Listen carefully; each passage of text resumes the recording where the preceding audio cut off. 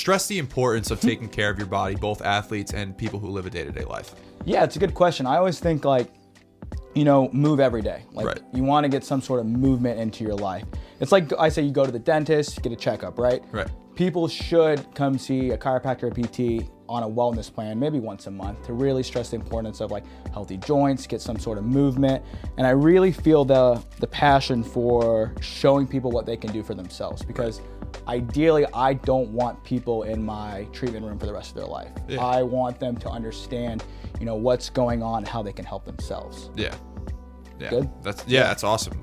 Just because I know being an athlete and just, going to school and everything like that, it wasn't until I learned how to take care of my body is when I really started to enjoy playing the sport even more. Sure. You know what I mean? There was times where, my shoulder would click or things like that when I would throw, and I'd be like, well, what's going on? Like, why is this, painful? What is going on here?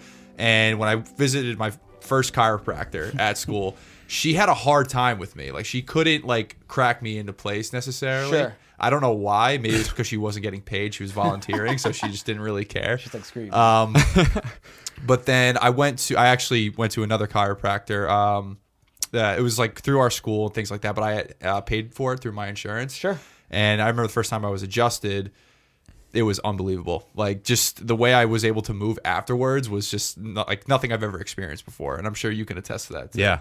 Yeah, I mean, again, this is the first time I really been consistent with a physical therapist and chiropractor. For sure. And I wish I did it even back to when, I started playing college ball, even high school. I knew nothing about taking care of your body and maintenance and stuff like that. And then my strength and conditioning coach in college I started pulling my hamstrings, having a bunch of injuries, and he's like, you gotta, you have a build to where you can't just go on the field and like that. You have a more of a developed build, stockier build, so things are just going to naturally pull. So you have to kind of, do more maintenance. And it's funny because it's I got more into, going to you guys and taking care of my body once I got into more, fitness bodybuilding style compared to when I was an athlete type of thing. Yeah, it's interesting because I had no idea what chiropractic was when I went to chiropractic school.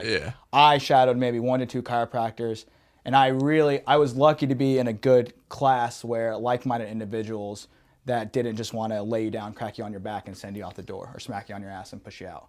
Really, it's a triage of care of adjusting, manual therapy, and rehab. And that's the 3 pillars that I try to stress when people come in. Right. But yeah, if you asked me 10 years ago if I was going to be a chiropractor, I'd have been not a fucking chance. Right.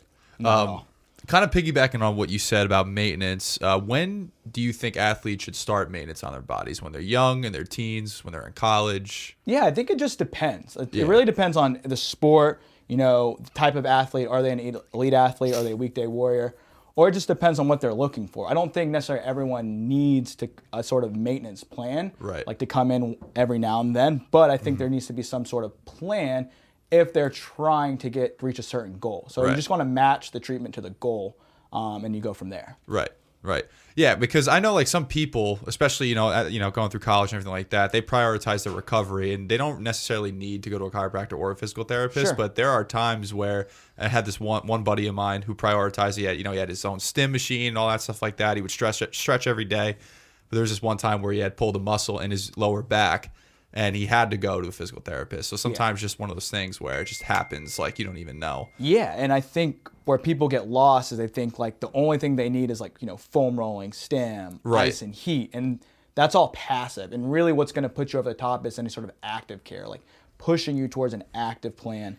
But people kind of get lost and they think okay, I'm only going to do foam rolling, ice, and heat, and that's it. Yeah. But for an elite athlete, that's nowhere near enough for them. Right.